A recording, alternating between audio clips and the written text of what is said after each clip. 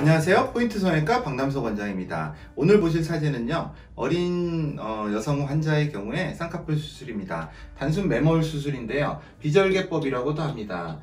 매몰과 비절개법은 거의 같은 말이라고 보시면 됩니다. 사용에 따라서 조금 다른 의미가 있을 수 있는데요, 거의 같은 이야기라고 보시면 되고요. 흔히 말하는 자연유착법, 이게 참 말이 많은데요, 자연유착법은 결국 매몰과 같다는 이야기입니다.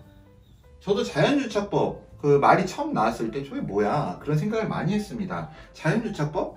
당연히 수술하면 자연유착이란 게 생기는데 무슨 자연유착법? 그런 생각을 했죠. 결국 이거는 이제 매몰법을 상업적으로 굉장히 그럴싸한 이름, 있어 보이는 이름으로 지은 하나의 어떤 상품의 이름일 뿐입니다. 실제 매몰을 하면은요, 매몰 실이 이렇게 딱 있으면요, 이 실이 있다면 이거를 딱 잘라보면 단면이 이렇게 생겼겠죠.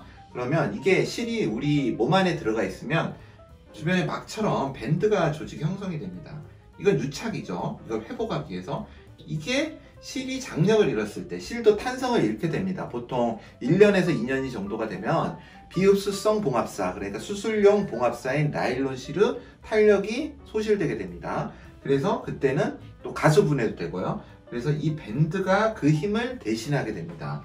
또 우리가 자주 옷을 다림질을 많이 한 옷을 그냥 물빨래만 하고 다림질을 안 해도 한 부분, 항상 다림질을 해서 접히는 부분은 그 흔적이 남아있죠. 그걸 길이 든다고 하죠, 천에. 마찬가지로 피부도 길이 들게 됩니다. 그래서 자주 접힘이 발생하면 그 부위에 길이 들어서 쌍꺼풀이 유지되는 또 원동력이 되기도 합니다. 어찌됐든 간에 자연유착법은 곧 매몰법이라고 생각하시면 됩니다. 이 환자분의 경우에 그래서 자연유착법, 곧 매몰법을 시행을 하였습니다.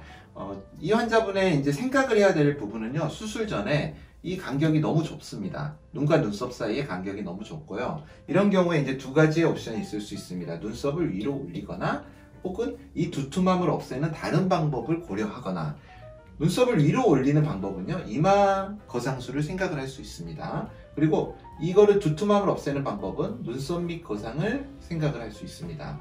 문제는 너무 어리기 때문에 부모님이나 본인이 이 시술에 대해서는 부정적으로 생각을 하셨습니다. 그렇다면 눈만으로 모든 문제를 해결을 해야 됩니다. 그럴 때 이렇게 가까울 때 또 생각할 문제가 또 두 가지가 생깁니다. 눈만으로 수술을 할 때. 첫 번째, 라인을 높게 하면 더 좁아 보일 것이란 말입니다. 더 좁아지게 되면 이 부분에 공간이 좁아지죠. 그러면 이 안에 내용물은 잘해야 지방만 뽑는 겁니다. 그러면 변화가 없죠, 내용물의 변화가. 우리가 내용물은 그대로 있는데 가방 안에 내용물은 그대로 있습니다. 그런데 가방이 컸다가 이 가방을 줄이면 어떻게 될까요? 빵빵해지죠, 가방이. 그래서 여기에 라인을 높이면은 거리도 좁아지는 데다가 더 빵빵하고 더 두툼한 눈이 됩니다. 그게 첫 번째 문제죠. 두 번째는 너무 낮게 되면은 흔히 라인이 씹힌다거나 라인이 먹힌다고 하죠. 이 위에 눈두덩이가 이렇게 눌러버리면서, 특히나 이 환자분처럼 저는 이렇게 튀어나온 눈입니다. 튀어나온 눈은 별 문제가 없는데요, 이렇게 눈의 안구 자체가 좀 후방으로 있는 경우는 위에서 누르는 힘이 강합니다. 안구가 이렇게 있다면 튀어나온 눈은 이런 식으로 걸쳐 있겠죠, 눈꺼풀이. 그런데 안구가 후방에 있으면 눈꺼풀이 이렇게 꺾이게 됩니다. 그러면 어떻게 되겠어요? 물리적으로도 위에서 누르는 힘이 강하겠죠. 그것 때문에 어떻게 낮게 잡으면은 아무리 잘 잡아도 눌려서 속쌍꺼풀처럼 됩니다. 그래서 가장 중요한 부분은요, 이렇게 눈과 눈썹 사이에 다른 옵션이 없을 때, 다른 해결 방안을 가지지 않고 쌍꺼풀 수술로만 해결을 해야 될 때, 이 높이가 가장 중요한 문제가 됩니다.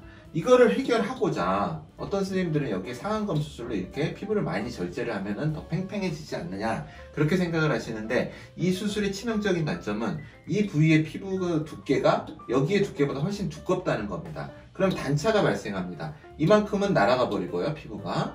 그리고 얇은 피부와 두꺼운 피부가 만나기 때문에 단차가 발생하고 또 어색해지기 쉽고요.